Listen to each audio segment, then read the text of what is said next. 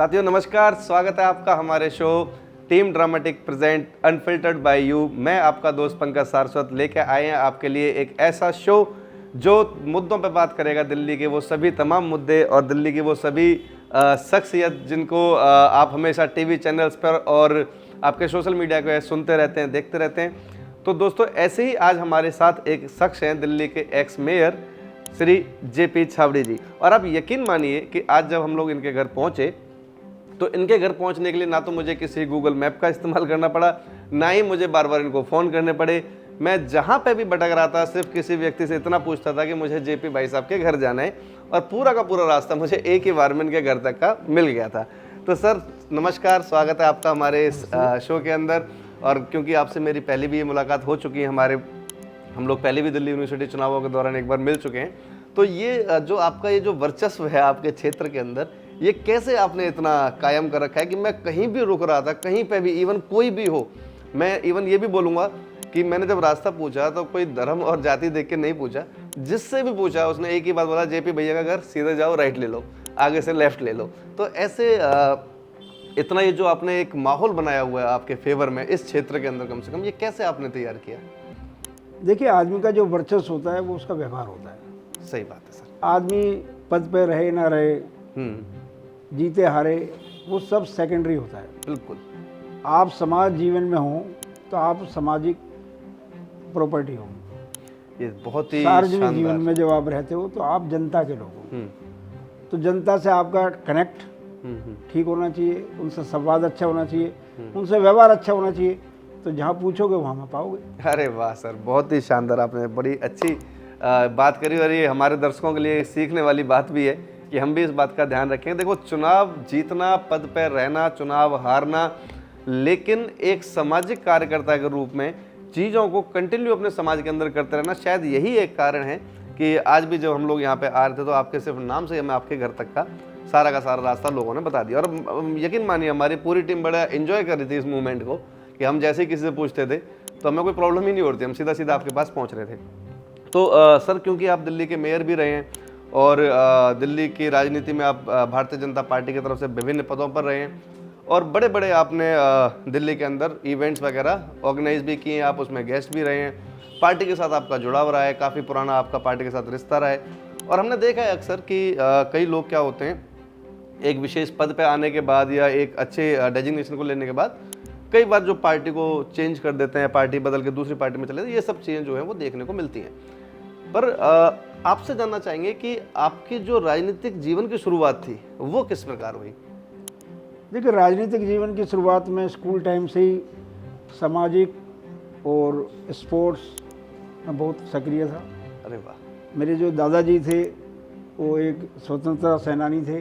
ओहो। और 1962-65 की जब लड़ाई थी तो उन्होंने उस समय के निवर्तमान प्रधानमंत्री को पूरे बाज़ार से कुछ फंड्स भी इकट्ठा करके दिया था। तो जब उनका हम फ़ोटो देखते थे उस समय के प्रधानमंत्री के साथ, तो वो फ़ोटो वो हमारे को प्रेरणा देता था कि हमारे को भी प्रधानमंत्री के साथ फ़ोटो खिंचवाना है। तो वो प्रेरणा ने काम किया और लगातार हमने काम किया, और परिस्थितियाँ कुछ भी रही, लेकिन हर परिस्थिति से निकल करके जो लक्ष्य था, लक्ष्य एक ही था, सेवा। क्योंकि हमारे दादाजी की चौपाल में हमेशा गली मोहल्ला गांव पीड़ित ये लोग आया करते थे, और मैं देखता था कि अधिकतर फैसले वो खुद ही करा दिया करते थे। अच्छा। जब वो लोग घर से खुश होकर जाते थे तो वो हमें प्रेरणा मिलती थी। तो हमारे मन में भी ये था कि एक दिन हम भी लोगों की सेवा कर सके। तो राजनीतिक शुरुआत बचपन में वहीं से प्रेरणा से शुरू हुई, और फिर स्कूल के अंदर एक्टिविटी में आगे बढ़े, फिर कॉलेज के अंदर छात्र जीवन में आए तो अपने अरविंदो कॉलेज के अंदर हमने विद्यार्थी परिषद ज्वाइन किया। अच्छा। अरविंदो कॉलेज में पहले सेंट्रल काउंसिल का चुनाव लड़ा, जीते, फिर उसके बाद सेक्रेटरी बने, फिर लगातार छात्र राजनीति में रहे, फिर राष्ट्रीय स्वयंसेवक संघ के हम कार्यकर्ता थे। उसके बाद कॉलेज विद्यार्थियों का काम, संघ का काम, शाखाओं का काम, अनेक जिम्मेदारी पर काम किया, और धीरे धीरे आगे बढ़ते चले गए। तो यहाँ से हमारी राजनीति की शुरुआत हुई। तो हम कह सकते हैं कि आपने अपना जीवन जो है वो पूरा एक पार्टी के लिए, एक सोच के लिए, एक दिशा के लिए खपा दिया। और उसका फल जो है वो ऊपर वाला आपको दे रहा है। अब जैसे आपने मुझे एक बात बड़ी शानदार बोली कि आप आपके दादाजी का फोटो देखते थे उस समय के पीएम के साथ, मैंने भी गुस्से आपका फोटो देखा इस समय के पीएम के साथ। तो आपकी जो प्रधानमंत्री मोदी जी के साथ मुलाकात थी, क्योंकि करोड़ों लोगों के दिल में राज करते हैं हमारे देश के प्रधानमंत्री, और सिर्फ हमारे देश के लोग ही नहीं, बाहर के देश के लोग भी जो हैं वो भी उनको अपना एक रोल मॉडल मानते हैं। और दुनिया में कोई इस बात को माने ना माने, पर सच्चाई यही है कि इस समय मोदी जी से बड़ा कोई नेता नहीं है। तो जब आपकी मोदी जी से मुलाकात रही तो उसके बारे में आप 2-3 बातें बताइए कि वो कैसा आपके लिए एक अनुभव था। देखिए, वो अनुभव बहुत ही अनूठा था जी। क्योंकि नेता वही होता है जिसके अंदर स्पार्क होता है, और स्पार्क जब आता है जब आप लोगों की सेवा करते हो, आप समर्पण भाव से काम करते हो। जब हम देश के माननीय प्रधानमंत्री मोदी जी से बात करते हैं या उनकी बात सुनते हैं या उनका नाम आता है, तो सिर्फ एक ही बात सामने आती है कि उन्होंने हमेशा संगठन में थे तो समर्पण भाव से काम किया, मुख्यमंत्री थे तो अपने राज्य के लिए समर्पण भाव से काम किया, और आज देश के प्रधानमंत्री है तो देश के अंदर पूरे विश्व के अंदर भारत का नाम रोशन है। तो उनको हम 24 घंटे में 18 घंटे काम करते हुए देखते हैं। मुझे अच्छी तरह याद है कि जब वो प्रधानमंत्री पद के लिए उनकी घोषणा हुई थी, उससे पहले हमारा एक राष्ट्रीय अधिवेशन था रामलीला मैदान में जी। उस समय दिल्ली प्रदेश भाजपा का महामंत्री था। जी हाँ, मैं जानता तो वहाँ पर एक अधिवेशन था, उस अधिवेशन का मैं इंचार्ज था। अच्छा। रामलीला मैदान का। और जब वो कार्यक्रम से 2 दिन पहले वहाँ आए, वहाँ सारा देखने के लिए व्यवस्थाओं को, बारिश थी बहुत तेज। अच्छा। बहुत तेज बारिश थी, बारिश के कारण से 2 दिन काम नहीं हुआ। तो जब उनसे पहली मुलाकात हुई, उन्होंने हाथ पकड़ के बोला, अच्छा, जब हमारे उस समय के पार्टी अध्यक्ष विजय गोयल जी ने परिचय कराया कि हमारे प्रदेश महामंत्री हैं जी। और सारे अधिवेशन की व्यवस्था के इंचार्ज यही काम देख रहे हैं। तो उन्होंने कहा, अच्छा ठीक है, घबरा तो नहीं रही? तो मैंने जब आपको काम करते हुए देखते हैं जी, आपसे प्रेरणा मिलती है तो घबराने की कोई दिक्कत ही नहीं है। और हमने भरी बारिश के अंदर खड़े होकर के काम कराया और वो अधिवेशन बहुत सफल रहा। और उसके बाद 2014 हमारी सरकार आई। जी बिल्कुल। अच्छा, एक चीज़ तो है, मैं बिल्कुल आपकी बात से सहमत होता हूँ कि मोदी जी का ना एक ऑरा तो है।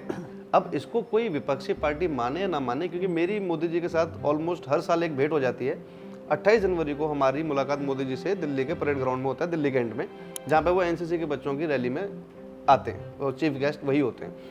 तो वहाँ पे जब उनसे मुलाकात होती है 1 to 1, कई बार मुलाकात हो जाती है, कई बार सिर्फ दूर दूर से ही दर्शन हो पाते हैं।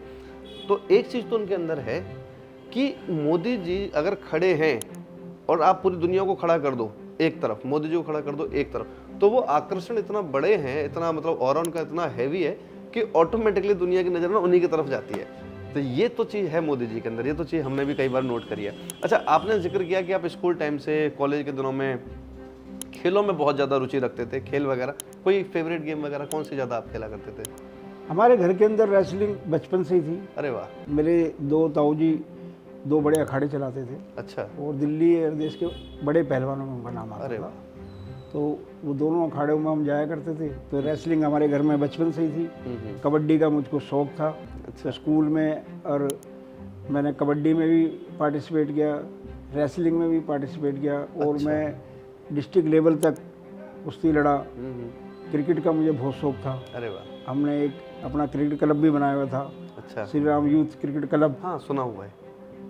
उसकी हमारी बहुत अच्छी टीम थी। तो बचपन से हम क्रिकेट खेला करते थे। अच्छा अच्छा। कबड्डी का तो इतना शौक था कि पक्की सड़क पर गली में रात को हम रोज कबड्डी खेला करते थे। पक्की सड़कों पे भी नहीं छोड़ा। तो खेल का अपना ही आनंद है, क्योंकि खेल आपको सिखाता है, आपको आपकी इच्छा शक्ति को मजबूत करता है, आपके अंदर जीतने की शक्ति लाता है, आपके अंदर लड़ने की शक्ति लाता है। तो खेल हमेशा आपको आगे बढ़ाने में सहयोग करता है। अच्छा, जैसे खेलों की हम लोग बात कर रहे हैं और आप क्योंकि रेसलिंग खुद भी आप रेसलर रहे हैं, पहलवानी आपने की हुई है, आज की ही खबर है कि लंदन ओलंपिक ने अपनी कॉस्ट कटिंग करने के लिए कि भैया कॉस्टिंग ज़्यादा हो रही है ओलंपिक गेम में, उन्होंने 3 बड़े गेम ओलंपिक में से हटा दिए, जिनमें से एक तो रेसलिंग है, एक शूटिंग है और एक हॉकी है। अगर हम लोग देखें तो हमारा देश जो ज़्यादातर मेडल जीत के लाए अभी रिसेंटली, जो हम लोगों ने मेडल जीते, वो ज़्यादा मेडल हमने इन्हीं 3 गेम में जीते। हमने रेसलिंग में जीते, है ना, हमने उसमें जीते, शूटिंग में जीते, मनु भाकर दुनिया जानती है ना, हमने हॉकी में जीता, और यही गेम जो है वो ओलंपिक वालों ने इस बार हटा दिए। तो क्या लगता है कि ये जो हुआ है कहीं ना कहीं ये हमारे खेल की जो भावना है देश के अंदर, कहीं ना कहीं ये डिमोटिवेट करने का काम करेगा चीज़ों को? देखिए, इस प्रकार के जो फैसले होते हैं वो किसी को भी डिमोरलाइज नहीं कर सकते जी। एक बात।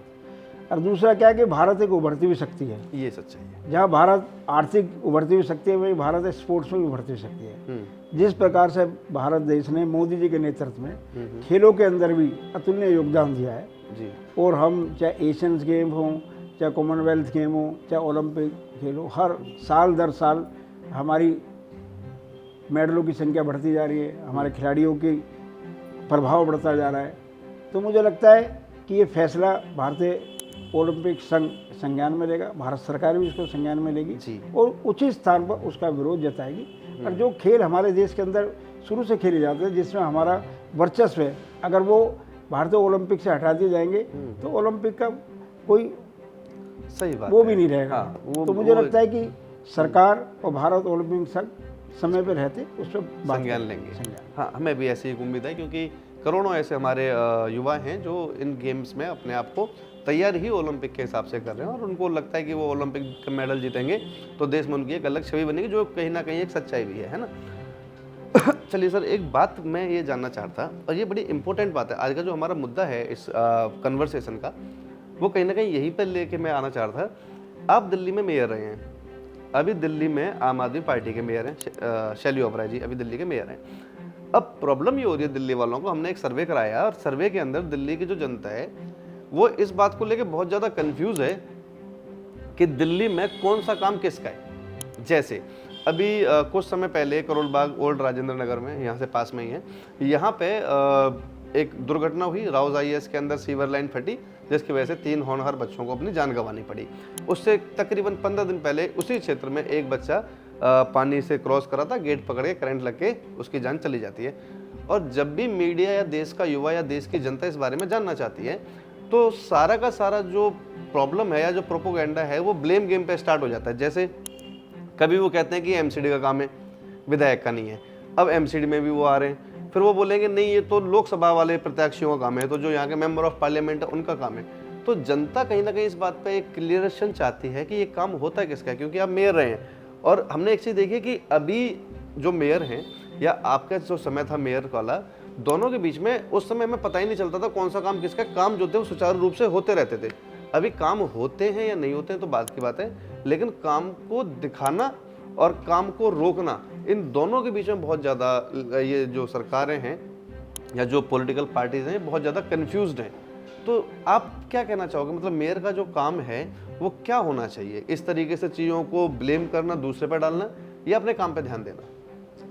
देखिए, जो चुनी हुई सरकार होती है जी, चाहे वो राज्य की सरकार हो, चाहे निगम की सरकार हो, चाहे केंद्र की सरकार हो, सरकार का काम ब्लेम लगाना नहीं होता। सरकार का काम होता है डिलीवर करना। बिल्कुल। और सरकार का डिलीवरी का अर्थ होता है कि जो भी आने वाले समय में समस्या आने वाली है उसकी एडवांस में तैयारी करनी पड़ती है। सरकार ही इसलिए बनती है। सही बात। अगर सरकार ही समय पर आगे हाथ खड़े कर देगी तो लोग सरकार बनाएंगे क्यों, वोट देंगे क्यों? तो मुझे लगता है कि दिल्ली में जब से आम आदमी पार्टी की सरकार बनी है, पार्टी बनी है, क्योंकि इन लोगों को ज़मीन का कोई एक्सपीरियंस नहीं है, कभी इन्होंने ज़मीन पर काम किया नहीं। बिल्कुल। 2013 में ये लोग आए थे कि हम दिल्ली की राजनीति बदल देंगे और खंबे पे चढ़ चढ़ के लोगों को बिजली के तार जोड़ दिए। बिल्कुल, हाँ, याद आते हैं। लोगों को कह दिया हम आपको पानी साफ मुहैया कराएंगे। लोगों को कह दिया कि मुख्यमंत्री के घर में 13 AC लगे हुए हैं, ये बिजली का बिल आपकी जेब से जा रहा है। आज 50-50 AC लगा करके भी बिल्कुल उनके कुछ असर नहीं पड़ता। तो सरकार जब तक जिम्मेदार नहीं होगी, गैर जिम्मेदार सरकार जहाँ भी होगी वहाँ जनता का नुकसान होता है। और दिल्ली देश की राजधानी है। दिल्ली देश की राजधानी होने के बावजूद भी दिल्ली का दुर्भाग्य है कि दिल्ली के अंदर 1993 से लेकर 98 तक जो सरकार बनी भाजपा की, उसने जो काम किए, उसके बाद 15 वर्ष कांग्रेस और 11 वर्ष आम आदमी पार्टी, इन्होंने दिल्ली की राजधानी को बहुत पीछे कर दिया। ये बात आपकी बिल्कुल सही है कि 93 से लेकर 97 का जो साल था, साहिब सिंह वर्मा, डॉक्टर साहिब सिंह वर्मा जी हमारे दिल्ली के उस समय मुख्यमंत्री हुआ करते थे। और दिल्ली को जो बनाने की नींव थी मेरे ख्याल से वो उस समय पे रखी गई थी। लेकिन जिस तरीके से वो नींव रखी गई, अगर उसी तरीके से दिल्ली में काम किए जाते तो शायद दिल्ली आज की डेट में देश दुनिया के बड़े सिटी के अंदर इसको जाना जाता। अब क्योंकि यहाँ पे अभी सब कुछ प्रॉब्लम चल रही है ब्लेम गेम की। अब एक नया ब्लेम है और ये थोड़ा सा जोग्राफिकल भी मेरे को समझ में नहीं आ रहा। अभी कल दिल्ली की आतिशी जो सीएम है आतिशी, उन्होंने कल एक बयान दिया कि दिल्ली के अंदर पॉल्यूशन के जिम्मेदार हरियाणा और उत्तर प्रदेश है। अब ये अगर मैं जोग्राफिकल देखूं दिल्ली के मैप को, तो दिल्ली 3 तरफ से हरियाणा से घिरा हुआ है ना। तो हरियाणा के हिसाब से दिल्ली जो है वो हरियाणा के ईस्ट में है और यूपी के हिसाब से दिल्ली जो है वो यूपी के वेस्ट में है। अब प्रॉब्लम ये है कि अगर हरियाणा से पॉल्यूशन आ रहा है, अगर हरियाणा से पॉल्यूशन हो रहा है, पराली कटने का अगर जो धुआं है वो दिल्ली में आ रहा है, तो वो ईस्ट में आवाज़ चल रही है, सीधी सी बात है। और इधर यूपी के अंदर जो आवाज़ चल रही है वो वेस्ट में आवाज़ चल रही है। ये तो दुनिया की, क्योंकि आप कोई भी ज्योग्राफी पढ़ लो, आप कभी भी किसी भी मुद्दे पे आप बात कर लो। मैं खुद यूपीएससी एस्पिरेंट रहा हूँ, मैं 2 बार यूपीएससी का इंटरव्यू भी दे चुका हूँ। मेरे को ये ज्योग्राफी समझ में नहीं आई कि जहाँ जहाँ पे बीजेपी की सरकार है वो जगह जिम्मेदार है दिल्ली में पॉल्यूशन के लिए। तो इस हिसाब से तो ये ऐसा भी बोल सकते थे कि बिहार भी दिल्ली के पॉल्यूशन के लिए जिम्मेदार है, हो सकता था। तो कहीं ना आपको लगता है कि जिम्मेदारियों से भागने का काम थोड़ा देखने को ज़्यादा मिल रहा है। एक आवाज़ सुनी होगी आपने, नाच ना जाने आंगन टेढ़ा। हाँ जी। तो जब आपको कुछ करना ही नहीं आता तो आप ऐसे ही करोगे। जब तक इनकी पंजाब में सरकार नहीं थी, पंजाब जिम्मेदार था पराली के लिए, बिल्कुल बिल्कुल, हरियाणा जिम्मेदार था। जब इनके पंजाब में सरकार आ गई तो पंजाब उससे गायब हो गया, क्योंकि ब्लेम किस पे लगाए, पंजाब में अपनी सरकार है। जबकि सबसे ज़्यादा पराली कहाँ जलाई जाती है, पंजाब में जलाई जाती है। आपके यहाँ पानी नहीं आता तो आप हरियाणा को जिम्मेदार ठहराते हो। बारिश में दिल्ली डूब जाती है तो हरियाणा जिम्मेदार है। पोल्यूशन आ जाता है तो हरियाणा यूपी जिम्मेदार है। हम ये पूछना चाहते हैं दिल्ली सरकार से कि 11 वर्ष हो गए आपको, पहले आपकी 49 दिन की सरकार बनी, वो 10 साल से आप लगातार सरकार में हो। इन 11 वर्षों के अंदर आपने दिल्ली के जो समस्याएं हैं, पहली समस्या पानी की, दिल्ली की, अगर दिल्ली को पूरा पानी देना है तो 1350 MGD पानी की जरूरत पड़ती है जी। लेकिन आपका उत्पादन कितना हो रहा है, 850 MGD पानी जी। 850 MGD पानी में से भी 200 MGD पानी लीकेज के अंदर बर्बाद हो जाता है। अच्छा, आपका उत्पादन क्षमता आपने बढ़ाई नहीं, WTP आपने बनाई नहीं, STP आपने बढ़ाई नहीं, तो आप दिल्ली का पानी कैसे पूरा करोगे। आप अपनी सरकार से पहले कहते थे दिल्ली में टैंकर घोटाला, टैंकर घोटाला। जब से आप सरकार में आपने एक भी टैंकर घोटाले की बात नहीं करी, क्योंकि घोटालेबाजों के साथ आप खुद मिल गए हो। तो आप जब घोटालेबाजों के साथ मिल गए तो आप दिल्ली को भला नहीं कर पाओगे। आप कहते हो दिल्ली डूब जाती है। हमेशा जब बारिश मानसून आता है, मानसून से 3 महीने पहले नगर निगम, दिल्ली सरकार, केंद्र सरकार, इनकी सबकी एजेंसियां मिलकर के प्लान बनाती है। जब मैं मेयर था तो हम हमेशा मई के अंदर हमारी पहली बैठक हुआ करती थी। ओके। मई के अंदर पहली बैठक करके, क्योंकि दिल्ली के अंदर कई प्रकार के नाले हैं। एक PWD का नाला है दिल्ली सरकार का, एक DSIDC का नाला है दिल्ली सरकार का, एक फ्लड्स का नाला है दिल्ली सरकार का, एक जल बोर्ड के नाले हैं दिल्ली सरकार के, एक नगर निगम की नालियाँ हैं छोटी छोटी जो नगर निगम में। तो जो छोटी नालियों का जो पानी अगर हम सफाई करा देंगे, अब बड़े नाले अगर उसको बैक मार देंगे तो हमारा किराया बेकार हो जाएगा। तो हम हमेशा पहले मीटिंग बुलाया करते थे। दिल्ली में जितने भी ऐसे बोटल नेक है जहाँ पे पानी ब्लॉक होता है, जहाँ पे पानी भरता है, उन सब की हम लिस्ट बनवाया करते थे। वो लिस्ट बनवा करके उनकी सफाइयाँ कराते थे। तो मई जून में सफाई होती थी और जुलाई में जब मानसून आता था तो कहीं भी अगर कोई कमी होती तो हमें पहले में पता लग जाती थी और फिर बाद में उस पर ही काम करके दिल्ली को हम जल भराव से बचाए। लेकिन इनके पास कोई प्रोग्राम ही नहीं है। इनके पास एक प्लानिंग है, प्रेस में जाओ, प्रेस कॉन्फ्रेंस करो और बता दो हमने ये कर दिया, इस बार दिल्ली नहीं डूबेगी। दिल्ली डूब गई और राजेंद्र नगर की घटना घट गई, 3 घर के चिराग बुझ गए। अब ये किस पे ब्लेम लगाएंगे? अब तो नगर निगम भी इनका है, दिल्ली सरकार भी इनकी है, क्योंकि काम करना नहीं आता ना। उन्होंने ब्लेम लगा दिया सर इस पे। उन्होंने बोल दिया कि LG ने हमारी फाइल रोक रखी है सफाइयों की। ब्लेम तो लगाने में वो कहीं पीछे रुके ही नहीं ना इस वाले मुद्दे पे भी। जो काम नहीं कर सकता वो ब्लेम लगाएगा जी। कभी भी LG साहब, देश संविधान से चलता है जी, देश कानून से चलता है। अगर नीचे से ऊपर तक राज्य सरकारों की फाइलें रुकेंगी तो फिर तो कोई राज्य काम नहीं कर सकता, काम नहीं कर पाएगा। देश के अंदर जम्मू कश्मीर से लेकर कन्याकुमारी तक और अटक से लेकर कटरा तक जितने भी हमारे राज्य हैं, सभी राज्यों में एक पार्टी की सरकार थोड़ा है। सही बात है सर। और सबकी फाइलें राज्यपाल के माध्यम से राष्ट्रपति के पास आती है। कितनी फाइलें रुकती हैं? बिल्कुल सही। किसी की फाइल नहीं रुकती। जो भी फाइल हमेशा वो रुकती है जिसमें संविधान का उल्लंघन हो, जिसमें आप ऐसी पॉलिसी बना रहा हूँ जिसमें जनहित नहीं है। अच्छा। एक बात। और जब हम इनसे पूछते हैं फाइल का नंबर बताओ, नाम बताओ, कौन सी फाइल रोकी, तो ये नाम नहीं बता पाते। इसका मतलब जो फेल आदमी होता है, जो नाकाम आदमी होता है, वो पीछा छुड़ाता है। और इन्होंने दिल्ली को ऐसा सोच रखा है कि दिल्ली के लोग तुम्हारे बहकावे में आते रहेंगे। 49 दिन की सरकार बनी एक्सीडेंट से, क्योंकि लोगों को लगा शीला दीक्षित को हटाना है। इन्होंने कहा मैं कांग्रेस का समर्थन नहीं लूँगा, मैं बंगला नहीं लूँगा, मैं गाड़ी नहीं लूँगा, मैं अपने बच्चों की कसम खाता हूँ, और सब कुछ अलट पलट करके उससे सरकार बना ली। उसके बाद जब ये फिर ये केंद्र के चुनाव लड़ने चले गए, मोदी जी के सामने खड़े हो गए, वहाँ पे पिट पिटा के वापस आए तो इन्होंने लोगों के हाथ पैर जोड़े, माफिया मांगी, और 2015 के अंदर जीत गए। फिर 2019 में फिर ये हारे लोकसभा दिल्ली के अंदर, और पूरे देश में इनका सफा है वहाँ। फिर इन्होंने कहा जी मेरे को पहले 5 साल मिले थे, मेरे को 5 साल और दे दो, मैं दिल्ली को सुधार दूंगा। दिल्ली को तो सुधार नहीं पाए, ना खुद सुधरे, दिल्ली को बिगाड़ दिया। तो सरकार का काम होता है डिलीवर करना, सरकार का काम होता है एडवांस तैयारी करना, सरकार का काम होता है अपने शासन प्रशासन के साथ बैठ करके, अगर सामने छठी मैया का त्योहार आ रहा है तो 2 महीने पहले यमुना की सफाई करो ना। इस बार तो भगवान ने मानसून में बारिश बहुत भेजी, लेकिन फिर यमुना में झाग आ गए। 2016 से दिल्ली के लोग इंतजार कर रहे हैं कि यमुना में केजरीवाल जी डुबकी कब लगाएंगे। लेकिन वो डुबकी लगाने के लिए बचेगा, चुल्लू भर पानी में डुबकी लगा लें तो बहुत बड़ी बात है, क्योंकि डिलीवर कुछ नहीं किया। दिल्ली के अंदर आज देश के अंदर सबसे बहरी, निकम्मी और फेल सरकार अरविंद केजरीवाल की सरकार है, और आने वाले समय में दिल्ली की जनता इनको उखाड़ फेंकेगी, क्योंकि इन्होंने डिलीवर कुछ नहीं किया। जब पानी नहीं होता, पहली बार दिल्ली के मुख्यमंत्री को हमने देखा, दिल्ली को मई में पानी देने के लिए मुख्यमंत्री, जो आज की वर्तमान मुख्यमंत्री है, जो उस समय मंत्री थी, वो सत्याग्रह पे बैठ गई। अरे सरकार का काम प्रोटेस्ट करना थोड़ी होता है, सरकार का काम होता है अपने विभागों से बातचीत करना, जो हमने सुझाव भेजे उन पर काम करना।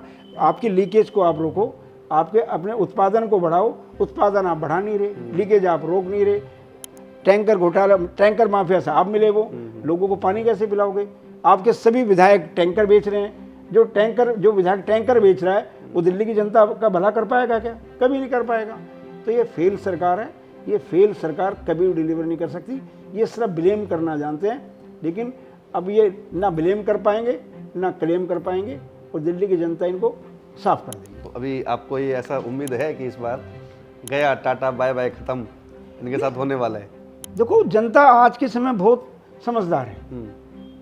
जिन आजकल हम झुग्गियों में जाते हैं, हम कहते हैं आपको पीने का पानी फ्री मिला क्या? बोले नहीं जी, पीने का रोज़ पानी हम 100 रुपये का खरीदते हैं। एक गरीब आदमी 100 रुपये का रोज़ पानी खरीदेगा पीने का, तो उसका एक महीने में 3000 का हो गया। बिल्कुल। अब 3000 का पानी जब वो खरीद रहा तो एक साल में कितना हो गया? 36,000 रुपये का, और 5 साल में 1,80,000 का। बिल्कुल, ये तो कम से कम बता रहा हूँ। तो एक गरीब परिवार को 10 साल में आपने 5 से 6 लाख का तो पानी खरीदवा दिया। पानी फ्री का हुआ। झुग्गियों में जाओ, बिजली की बात करो तो किसी झुग्गी वाले का बिल 5,000 से 2,500 से कम नहीं आ रहा। तो माफ भी खत्म हो गया, हाफ भी खत्म हो गया। सफाई आप कर नहीं पा रहे, जगह जगह कूड़े के ढेर हैं, सीवर आपसे साफ होते नहीं। बारिश आती है, लोगों को समझ नहीं आता। दिल्ली में जाओ तो ये समझ नहीं आता सड़क में गड्ढा या गड्ढे में सड़क है। आपने कहा था हम स्कूल बनाएंगे, स्कूल के नाम पर आपने क्लास बना दी। दिल्ली में 2 स्कूल बना करके आप दिल्ली की जनता को दिखा रहे हो कि हम देखो जी, हमने दिल्ली में वर्ल्ड क्लास स्कूल बना दिए। आज भी दिल्ली के अंदर जाओगे तो एक क्लास के अंदर 2 शिफ्टें चल रही हैं, एक ब्लैक बोर्ड राइट में, एक लेफ्ट में। बच्चे अपोजिट होकर के इधर 5वीं पढ़ रही है, इधर 6ठी पढ़ रही है। आप बताओ कितने स्कूल बनाए, आप नंबर बताओ, आप अपने विधायकों की रिपोर्ट बताओ। तो वर्तमान की दिल्ली सरकार फेल सरकार है, ये कुछ डिलीवर नहीं कर पाए हैं, और अब इनका जाने का समय आ गया। अब आपने जैसे शिक्षा पे बात की, ये बड़ी अच्छी बात आपने एकदम से रखी है कि दिल्ली में स्कूल्स बनाने के नाम पे उन्होंने 1-2 बिल्डिंगें खड़ी करी हैं, और उसी में अलग अलग शिफ्ट पे लोग अपने काम को चला रहे हैं। ये इस पर हमने भी एक रिपोर्ट तैयार की थी कुछ समय पहले, अपने एक रिसर्च प्रोजेक्ट पे मैं उस समय पे काम कर रहा था। तो हमने देखा कि दिल्ली के अंदर स्कूल बनाने की बात कर रही है सरकार, शायद इन्होंने कुछ स्कूल बनाए हैं, लेकिन कहीं ना कहीं जो मिसिंग है वो स्कूल के टीचर्स हैं। स्कूल के अंदर टीचर्स की अभी तक अवेलेबिलिटी है नहीं। अब टीचर जितने भी दिल्ली सरकार के पढ़ा रहे हैं, इन्होंने ऑलमोस्ट 70-80, मतलब 2015 से कोई नई भर्ती नहीं की, 70 से 80% टीचर जो हैं वो सारे गेस्ट फैकल्टी है, जो 20-20, 25-25 हज़ार रुपये में पढ़ा रहे हैं। ठीक है, अगर यही परमानेंट होंगे तो इनकी तनख्वाह 1-1 लाख रुपए के आसपास जाएगी। तो कहीं ना कहीं एक घोटाले जैसा आपको कुछ नज़र आ रहा है यहाँ पे, क्योंकि एक ही टीचर को आप बार बार रिटेन कर रहे हो, और जो नए नए लड़के, जो नए नए बच्चियां जो पास होकर आ रही हैं, जो सीटेट क्वालिफाई कर रहे हैं, जो बड़े बड़े एग्जाम क्वालिफाई कर रहे हैं, उनको परमानेंट तो बहुत दूर की बात है, उनको गेस्ट फैकल्टी का भी मौका नहीं मिल रहा है कि वो गेस्ट पे भी जाके वहाँ पे पढ़ा सकें। एक ही ग्रुप है जो कंटिन्यू पढ़ाया जा रहा है, एक लॉबी बना चुके हैं गेस्ट फैकल्टी दिल्ली के, जो खासकर स्कूल वाले हैं। तो इसके बारे में आप अपनी क्या राय देना चाहते हो, ये क्यों कर रहे हैं सरकार ऐसा? देखिए, आम आदमी पार्टी का अगर आप कल्चर समझोगे तो उनका कल्चर है पैसा कमाना। उनके लिए राजनीति को सेवा भाव नहीं है, जबकि राजनीति एक वो माध्यम है जिसके माध्यम से आप गरीब लोगों की मदद कर सकते हो, जरूरतमंद लोगों तक अपने योजनाओं के माध्यम से उनको आगे बढ़ा सकते हो। तो दिल्ली में अगर हम देखें तो दिल्ली में जब से अरविंद केजरीवाल की सरकार आई है, इन्होंने कहा था दिल्ली में जितने भी टीचर हैं या कर्मचारी हैं जो कि रेगुलाइज नहीं हुए, हम आते उनको रेगुलाइज करेंगे, उनका नियमितीकरण करेंगे, लेकिन उन्होंने कुछ नहीं किया। ये चाहे कोई से विभाग में चले जाओ, उस विभाग के अंदर इनका सिर्फ दिमाग एक काम में लगता है कि यहाँ से हमारा घर कैसे भरा जाएगा, हमारी जेब कैसे भरी जाएगी। तो कैसी शिक्षा, कैसे संस्कार, आज दिल्ली को सलम बना दिया इन लोगों ने। एजुकेशन के नाम पर ये लोगों को बरगलाने का काम कर रहे हैं, शिक्षा के नाम पर कह रहे हैं हम शिक्षा क्रांति लेकर गए। अरे शिक्षा क्रांति का मतलब क्या होता है? आज इनके 70 विधानसभा में 70 स्कूल नहीं दिखा सकते पिछले 10 साल में, जबकि इन्होंने कहा था हम 500 स्कूल बनाएंगे। अगर 5 साल में 500 स्कूल बनाते तो अब तक 1000 स्कूल बन गए होते। सही बात। 2 स्कूल दिखा कर का आप कहते हो 1000 स्कूल, तो 9,988 स्कूल कहाँ गए? 998। सही बात। तो आप झूठ बोलने का काम करते हो। तो आम आदमी पार्टी एक झूठ का पुलिंदा है, और वो पुलिंदा धीरे धीरे लोगों को खुल रहा है। लोगों को समझ में आ रहा है कि दिल्ली के अंदर दिल्ली का विकास करना है तो एक ही विकल्प है, वो है भारतीय जनता पार्टी। अच्छा, एक सवाल सर मैं थोड़ा सा पूछना चाहता कि हम लोग एक वही प्रोजेक्ट, एक रिसर्च पे हमारी टीम जो आपके सामने हम लोग एक काम कर रहे थे, तो जनता के बीच में जब हम लोग गए आम आदमी पार्टी के कामों को लेके, तो हमने जाना कि जो महिलाएं हैं वो कहीं ना कहीं सेटिस्फाई हो रही हैं, क्योंकि बिजली के बिल या तो नहीं आ रहे हैं, कम आ रहे हैं, ठीक है। उनको बसें फ्री दे दी हैं, तो वो तो आप ये मानो कि एक जगह से दूसरी जगह पे बसों में ट्रैवल करें सिर्फ सब्जी लाने के लिए, जिसकी वजह से जो काम पेशे पे जाने वाले आदमी वो लोग शायद बसों को अफोर्ड नहीं कर पा रहे हैं, वो ई रिक्शे से अपना काम चला रहे हैं। और जो दिल्ली के जेंट्स हैं वो खुश थे कि यार दिल्ली के अंदर कुछ आया हो या ना आया हो, कम से कम केजरीवाल ने फ्री की दारू तो दी। तो फ्री की दारू क्यों बंद करवा दी आपने लोगों की? लोगों का ये बड़ा सवाल था कि सर कभी आप मेयर से या किसी से पूछो तो बोला हमारी फ्री की दारू से क्या होता है, वो क्यों आपने बंद करवाई? उनको तो केजरीवाल का यही काम एक अच्छा लगा था अभी तक। इसके बारे में क्या कहोगे आप? देखिए, दिल्ली का बड़ा दुर्भाग्य है कि जिस समय दिल्ली और देश कोविड से जूझ रहा था जी, जब लोग महामारी का सामना कर रहे थे, लोग अपनी जान को बचाने का प्रयास कर रहे थे, जिस समय नीचे से तक ऊपर सब लोग ये चाहते थे कि ये किसी तरह से महामारी निकले, उस समय दिल्ली के सभी विधायक, मुख्यमंत्री सहित सभी होम क्वारंटाइन हो गए थे। और ये अपने होम क्वारंटाइन होकर के क्या कर रहे थे? ये शराब लीकर पॉलिसी बना रहे थे। अच्छा, जिस समय देश को और दिल्ली के लोगों को बचाने का काम करना था, आप शराब पॉलिसी बना रहे थे। मेरा सौभाग्य कि मुझ समय महापौर था जी, कोविड काल के अंदर मैं मेयर था, और हमने मुख्यमंत्री के हमारे एक कॉन्फ्रेंस मीटिंग हुई वीसी को पर हमने उनको कहा, उन्होंने कहा नगर निगम का हमारे को सहयोग चाहिए। हमने जी हम पूरा सहयोग देंगे, हमारे को ये आप सुविधा उपलब्ध कराओ। मुख्यमंत्री अरविंद केजरीवाल, उप मुख्यमंत्री मनीष सिसोदिया उस बैठक में उपस्थित थे। नगर निगम ने जितनी उनसे डिमांड करी, एक भी डिमांड उन्होंने पूरी नहीं की, एक भी। अच्छा, तो उनके आप संवेदनशीलता समझ लो, उनकी गंभीरता समझ लो। सिर्फ आप आईवास करने के लिए हमने अपने नगर निगम के स्कूलों में उस समय आइसोलेशन सेंटर बनाए, वहाँ पे लोगों को ठहराया, हमने हॉस्पिटल बनाए। और ये इन्होंने क्या बनाया? इन्होंने बनाए शराब पॉलिसी, एक के साथ एक फ्री। जो राजस्व आ रहा है उसके अंदर कमीशन उनकी बढ़ा दी। हर वार्ड के अंदर 4 शराब की दुकान खुलेंगी। आप पॉलिसी वो बनाओगे ना जिससे राजस्व का नुकसान ना हो जी। आपने कोविड के आड़ में लगभग 200 करोड़ रुपए का उनकी फीस माफ कर दी। जो राजस्व दिल्ली सरकार को आना था वो आपने उनको माफ कर दिया। उसमें सारा का सारा आप कितना आपके घर के अंदर गया, आपने एक के साथ एक फ्री कर दी। अरे भाई, सरकार का काम होता है ऐसी पॉलिसी लाना जिसमें लोगों को शिक्षा मिले, संस्कार मिले। आप क्या दे रहे हो? शराब दे रहे हो।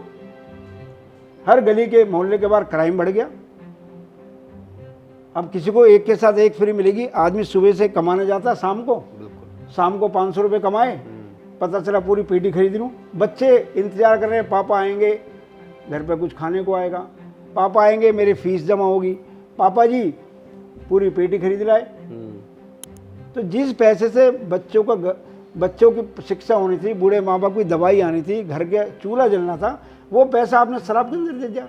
लोगों की बद्दुआ लगी इन लोगों को। उसी कारण से पूरी की पूरी सरकार जेल के अंदर गई है।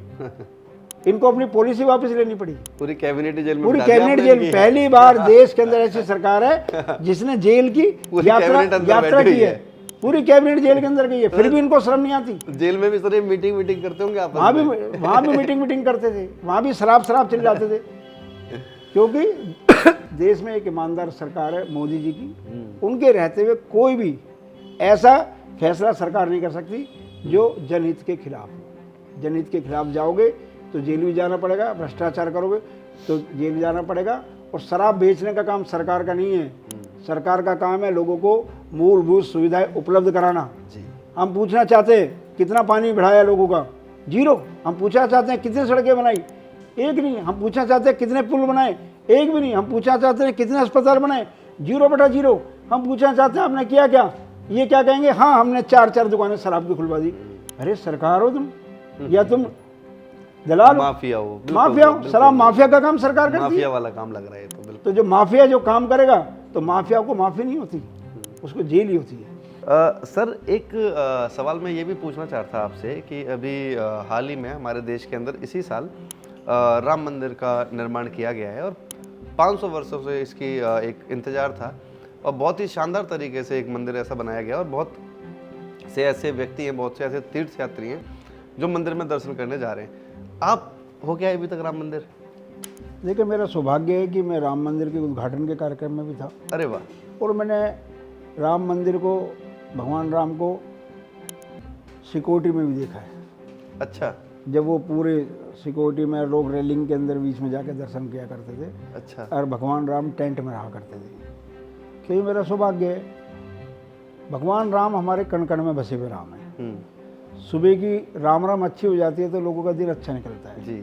और हमारे यहाँ तो देश के अंदर गांव हो, देहात हो, बस्ती हो, शहर हो, लोग सुबह राम करते हैं। इसका मतलब राम हमारे लिए महत्वपूर्ण है। वो मर्यादा पुरुषोत्तम राम है जी। और 500 वर्ष पुराना देश के वासियों का सपना पूरा हुआ है जी। और भगवान राम टेंट से निकल करके एक भव्य मंदिर में विराजित हुए और वो एक देश को समर्पित मंदिर आज वहाँ पूरा देश जा रहा है और राम के दर्शन करके दुनिया से लोग, बल्कि दुनिया से दूर से लोग वहाँ पे दर्शन करने के लिए आ रहे हैं। हाँ, ये तो है। अच्छा, अभी आपका हाल ही में दिल्ली में अभी रामलीला का पूरा कार्यक्रम हुआ 9 दुर्गों के समय पे। आपका भी बहुत सी जगह पे as a guest of honour आप बहुत सी जगह पे जाते हैं। जनरली जानना चाहते हैं कि रामायण के किस ऐसे कैरेक्टर्स के बारे में आप बताएं जो आपको ऐसा लगता है कि ये जीवन में उतारने चाहिए या जिससे आप बहुत ज़्यादा प्रभावित हैं। ऐसे कौन सा एक कैरेक्टर रामायण में आपको दिखता है? देखिए, पूरी की पूरी रामायण का केंद्र कौन है? भगवान राम। और भगवान राम हमें सिखाते क्या है? मर्यादा में रहो। राम मर्यादा पुरुषोत्तम राम कैसे बने? क्योंकि वो मर्यादा में, उन्होंने मर्यादा का पालन किया जी। और पिता के कहने से राजपाट छोड़कर वनवास चले गए। बिल्कुल। और अधर्म को खत्म करने के लिए धर्म की लड़ाई लड़ी। तो अपने जीवन के अंदर और पूरी रामायण के अंदर अगर हम प्रभावित हैं तो भगवान श्री राम से। वो हमें बताते हैं आपको पारिवारिक जीवन में, आपको सामाजिक जीवन में, आपको धार्मिक क्षेत्र में, आपको राजनीतिक क्षेत्र में जो भी काम करना है उसमें मर्यादा के अंदर रह के करना है। आप मर्यादा का उल्लंघन करोगे तो समस्या में आओगे, मर्यादा में रहोगे तो सबके पात्र बनोगे, सब आपको पसंद करेंगे। बहुत शानदार आपने बात करी। अच्छा, आपने इतनी अच्छी बात करी सर, हम अयोध्या पे बात करते करते पहुंच गए। क्या कारण है कि अयोध्या में चुनाव हार गए? नहीं, अयोध्या में चुनाव नहीं हारे जी। लोकसभा की जो सीट थी, लोकसभा में वो सीट फैजाबाद की सीट है। अच्छा। लेकिन विपक्ष को जो चीज़ उनको सूट करती है वो उसको पेश करते हैं। हाँ बिल्कुल। तो जो फैजाबाद की एक सीट है उसमें अयोध्या का एक विधानसभा है। अच्छा। वो विधानसभा तो हम लोकसभा में भी जीते हैं। ओके। लेकिन बाकी की 3-4 और विधानसभा उसमें आती है, उन विधानसभाओं में थोड़ा अंतर रहा। लेकिन चुनाव हारना जीतना अलग है। जी। भगवान राम तो हमारे आराध्य हैं। हाँ, उसको चुनाव की दृष्टि से नहीं देखते। ये पुरातन देश है, जब से प्रकृति का रचना हुई है, जब से राम जीवन से लेकर मृत्यु तक हम उनके बगैर रह ही नहीं सकते। तो मुझको लगता है कि मर्यादा पुरुषोत्तम राम अयोध्या हमारे लिए एक ऐसा स्थान है जिसका कोई बराबर नहीं कर सकता। बिल्कुल। अच्छा, आपका छात्र जीवन बड़ा शानदार रहा है। आप अरविंदो कॉलेज के आप पास आउट हैं, एलुमनी आप रहे हैं दिल्ली यूनिवर्सिटी के। कॉलेज की कुछ ऐसी यादें जो उस समय, जैसे हम लोग कॉलेज में जब थे तो थोड़े बहुत अफेयर वगैरह हो जाया करते थे हम लोगों के। अब आप तो राजनीति में भी रहे हैं, आप तो फेमस भी थे कॉलेज के अंदर, एक अलग पहचान थी। कभी कुछ रहा ऐसा कुछ? देखिए, स्वीट सी कुछ मेमोरीज हो? जो छात्र जीवन होता है, छात्र जीवन आपको निखारने का काम करता है जी। क्योंकि छात्र जीवन में जब आप काम करते हो तो वो आपका भविष्य तय करता है।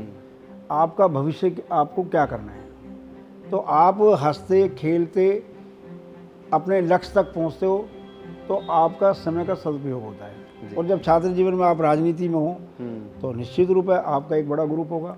और आप चुनाव लगातार जीतते हो तो निश्चित है जब आप कॉलेज में पढ़ते हो तो सब आपसे जुड़े हुए होंगे। हमारा एक ही लक्ष्य होता था कि हम जो हमारे प्रथम वर्ष के जो बच्चे कॉलेज में दाखिले लेने आते थे उनको किसी भी प्रकार का कोई कष्ट समस्या ना हो, तो हम एक बहुत बड़ा ग्रुप लेके चलते थे जिसमें हमारे साथ छात्र भी होते थे, छात्राएं भी होते थे, एक बड़ा ग्रुप होता था। हम सबको मदद किया करते थे, जो भी उनकी उसका फॉर्म भरने से लेकर के बस का कार्ड बनवाने तक, आइडेंटिटी कार्ड बनवाने तक वो सारा हम काम करते थे। और मेरे छात्र में जो मेरी टीम थी वो सबको ये पता था कि अगर कोई समस्या आएगी तो जेपी भाई हमारी मदद करेंगे। तो आप जब लोगों की मदद करते हो तो सबकी पसंद रहते हो। जब आप सबकी पसंद रहते हो तो सबको ये होना चाहिए कि हमारा ये व्यक्ति जिसको हमने अपना नेता माना है संकट के समय हमारे साथ खड़ा हुआ है। तो छात्र जीवन में जितने प्रकार के भी हमारे दोस्त थे, मित्र थे, उनको जब भी कोई कष्ट आया हम मददगार के रूप में खड़े हुए। और आज भी अगर हम उस कॉलेज में जाते हैं, हमारे उस समय के जितने प्रोफेसर हैं, जितना स्टाफ आज भी है, अगर मैं फ़ोन करके जाता हूँ तो आज वो उसी तरह से आज भी रिसीव करते हैं और हमारे फ़ोन पर काम होता है। अभी तो, है सर वो प्रोफेसर और स्टाफ कुछ एक जो प्रोफेसर जब हम सेकंड ईयर थर्ड ईयर में थे उस समय उन्होंने ज्वाइनिंग किया होगा। हाँ, आज अब वो रिटायरमेंट किए। जैसे वहाँ के अरविंदो कॉलेज के प्रिंसिपल हैं विपिन अग्रवाल जी, वो मेरे साथ हमारे टाइम में ज्वाइन किया था। आज तक वो अपने कॉलेज में जो कोई एलुमनाई का कार्यक्रम होता है मुझे बुलाते हैं, में शायद डागर जी हैं, और वो सब हमें बुलाते हैं। ऐसे बहुत सारा स्टाफ है उस समय का जो लाइब्रेरी में आए थे या अंदर क्लरिकल स्टाफ में थे, वो आज भी हमारे पास अपने काम के लिए आते हैं। तो आपका जो कॉलेज का जो समय होता है वो बहुत सारी उसमें यादें होती हैं, अच्छी बुरी होती है। तो हमारा वो जीवन बहुत अच्छा था, हमारे दोस्त बहुत अच्छे थे। आज भी हमारे बहुत सारे दोस्त जब भी कोई कष्ट होता है मुझे फ़ोन करते हैं, हम उनकी मदद करते हैं। आज तक वो एक मददगार के रूप में हम हमेशा अपने दोस्तों के साथ खड़े रहे और आज भी खड़े हैं। अच्छा, फिल्में वगैरह देखने का शौक है सर आपको? मुझे फिल्में देखने का शौक है देशभक्ति की। अरे वाह, जैसे कोई फेवरेट मूवी आपकी? मैंने हकीकत फिल्म बहुत देखी। अच्छा। मैंने बॉर्डर फिल्म बहुत देखी, सन्नी देओल वाली। सन्नी देओल उसका तो सेकंड पार्ट भी आ रहा है। हाँ, ये साथ साथ देखने चलेंगे हम, आपके साथ जाएंगे बॉर्डर 2 देखने। ऐसी मेरा देश मेरा गाँव। तो मेरा जो सबसे पसंदीदा हीरो है वो धर्मेंद्र है। अच्छा। तो हमने जितनी पुरानी फिल्मों को मेरे को देखता था, मैं अधिकतर ये देखता था कि देशभक्ति की कौन सी फिल्में हैं। तो देशभक्ति की हमने कोई फिल्म नहीं छोड़ी। अरे वाह। अभी आई है रिसेंटली एक मूवी आई थी Uri the surgical strike. Uri भी मेरा मानना है ये देश की ना राष्ट्रीय फिल्म घोषित होनी चाहिए। इतनी शानदार मूवी मुझे वो लगती है, क्योंकि फिल्मों से भी आपको बहुत कुछ सीखने को मिलता है। ये सच्चाई है सर। और आप देखते हैं कि फिल्मों में जो देशभक्ति के गाने होते हैं, जब हम कार्यक्रमों में चलाते हैं तो बहुत सारे गाने ऐसे हैं जो अमर हो गए जी। उन गानों की कोई बराबरी नहीं कर सकता जी। बिल्कुल बिल्कुल। तो आपके अंदर अगर जोश भरना है, यूथ को कुछ सिखाना है, तो गाने, नारे देशभक्ति के, भक्ति के, ये आपको प्रेरित करते हैं। तो सर फिर तो आप जो मूवी वगैरह जैसे आप बता रहे देखने के लिए, फिर तो आप यार दोस्तों के साथ ही अक्सर आपका जाना हो पाता होगा। मैम के साथ कभी जाना नहीं हुआ कोई मूवी देखने के लिए? नहीं, परिवार के साथ भी जाते हैं। अच्छा, आपका परिवार कितना बड़ा है सर? परिवार मेरा बहुत बड़ा है जी, इसके बारे में थोड़ा सा बताइए सर। हमारे पिताजी 5 भाई थे। अच्छा। और हम 5 भाइयों की हम सारे भाई मिलाएं तो हम 20 भाई हैं, जिसमें 7 हम सगे भाई हैं। अच्छा। 7 हम सगे भाई हैं ऐसे, और हमारी बहनें सब भाइयों की ऐसे सब मिलाएं तो हमारा एक 50-60 का तो ऐसा परिवार है। परिवार फिर उनके बच्चे, फिर उनके बच्चे, और एक संयुक्त परिवार किसको कहते हैं, इसको मैंने बहुत अच्छे से अनुभव किया है। और जब भी हमारा पूरा परिवार इकट्ठा होता है तो घर में मेला लग जाता है। हाँ सर, 50-60 हर लोग हैं, त्योहार मेला ही को हो हम अच्छे से मनाते हैं और कोशिश करते हैं कि सभी त्योहारों पर सब परिवार, पूरा फैमिली इकट्ठी हो, या महीने में एक बार या 2 महीने में एक बार कहीं भी हम एकत्रित होने का प्रयास करते हैं, ताकि बच्चों में कनेक्टिविटी रहे। जितना प्यार हमारा आपस में 12 भाई बहनों का है, उतना ही परिवार हमारे बच्चों में भी है। अच्छा, अभी भी हमारे छोटे भाई का, बहन का कोई बच्चा आएगा, वो किस भाई के आगे रुक गया और कहाँ खा गया पता ही नहीं होता। और क्योंकि संयुक्त परिवार का एक आनंद है जी, तो बंद मुट्ठी ला के खुल गई तो खा। हाय हाय, क्या शानदार बात और बोली सर आप। हमारे माता पिता ने बहुत संघर्ष किया। हमारा पुराना काम ट्रांसपोर्ट का था, अच्छा, लेकिन किसी कारण से काम में नुकसान हुआ। फिर हमारी दूध का काम हुआ। हम दूध बेचते बेचते कॉलेज जाते थे। अच्छा, जब मैं कॉलेज में पढ़ता था तो सुबह में उठता था, पहले दूध सप्लाई करता था, फिर कॉलेज जाता था, फिर कॉलेज में राजनीति करते थे, फिर घर पर शाम को आके फिर दूध सप्लाई करते थे। तो ऐसे ही सब भाइयों ने किया, हमने सारे भाइयों को पढ़ाया। हमारी माँ का एक ही कहना था कि सब पढ़ लो लिख लो। हमारी माँ डंडा लेके खड़ी हो जाती थी कि नौकरी लग जाओ, पढ़ लो। और मेरे माता पिता का हम पे इतना आशीर्वाद है कि आज हम सभी भाई बहन सब वेल सेटल है, सबका अच्छा काम है, सबका अच्छा धंधा है। और हमारे माँ बाप ने एक ही बात सिखाई थी, ईमानदारी से काम करना है जी। अगर ईमानदारी से काम करोगे, धर्म से जुड़ कर रहना है। हमारे दादाजी कहा करते थे, धर्म की जड़ सदा हरी। तो जो व्यक्ति अपने धर्म से जुड़ा रहता है, अपने रूट से जुड़ा रहता है और कभी अपनी जड़ को नहीं छोड़ता, उसकी हरियाली खत्म नहीं होती। कष्ट आएंगे, जीवन है, जीवन का अर्थ ही यही है जी, उतार चढ़ाव।